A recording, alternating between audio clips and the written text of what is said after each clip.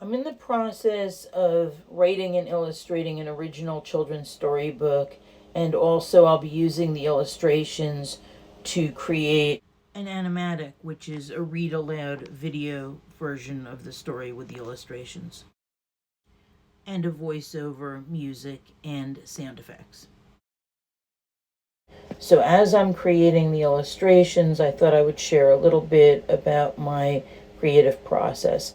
I started out by measuring out a number of panels that were 4.5 inches high by 8 inches wide, which is the same aspect ratio, that 9 by 16 aspect ratio of an HD video. That way I wouldn't have the black bars on either side when I created my animatic and uploaded it to YouTube, and I also wouldn't have any unintentional cropping of my images.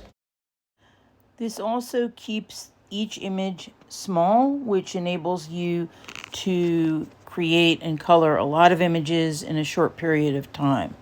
That's beneficial if you're storyboarding or illustrating a storybook where you have a lot of images to do, and you know ahead of time you're going to be needing to add in additional images to clarify your visual storytelling.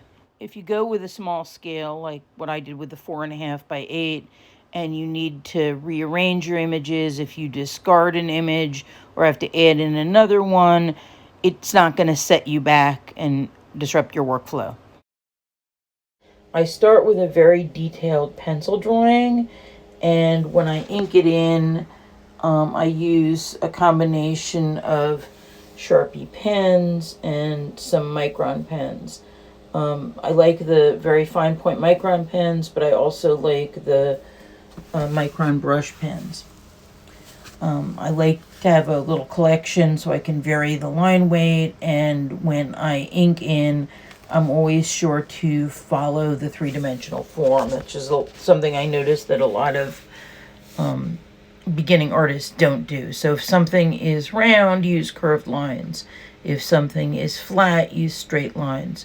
And every line should emphasize the three-dimensional form, as if you were actually drawing on a cylinder or a cone or a cube.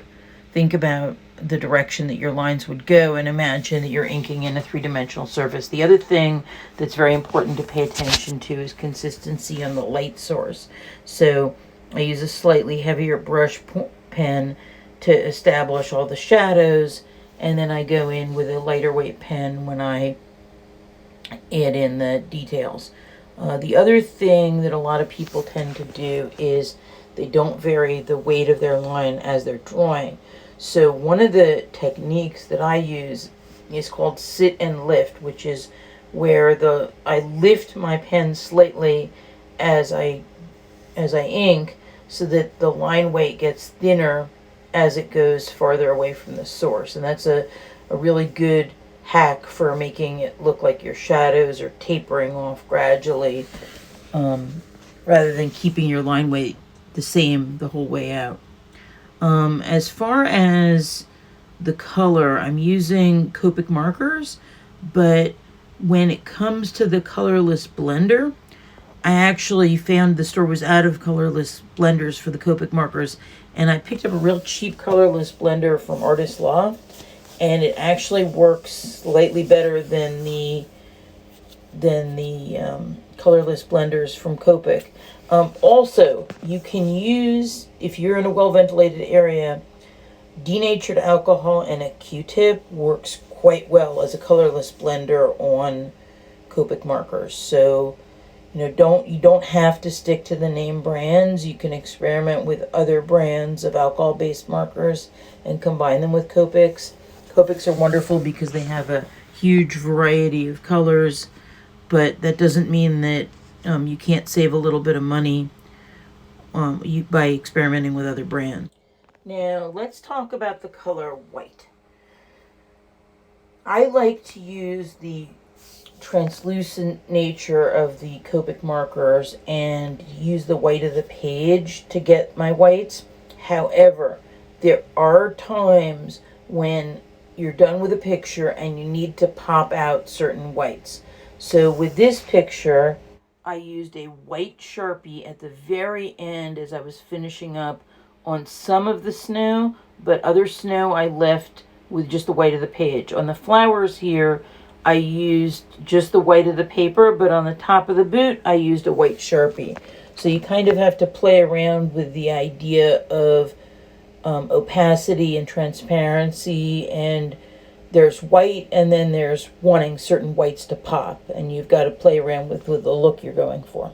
So getting back to this picture, I didn't use any white at all. I just used the white of the paper, but notice that the later areas, the whites are in the background.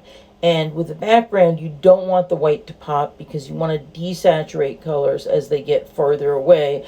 Otherwise, it has the unintended consequence of making your artwork look flat. So you have to be very careful with adding white. Just add it to a few select areas in the extreme foreground to really pop out certain areas. You also do not want to use white when you're trying to depict something with transparency, such as flowing water. So I deliberately did not use any additional white when creating this waterfall. And that's it. That's just a few of my techniques and work processes. I hope you enjoy it, and stay tuned for more art hacks as I continue with this project over the summer.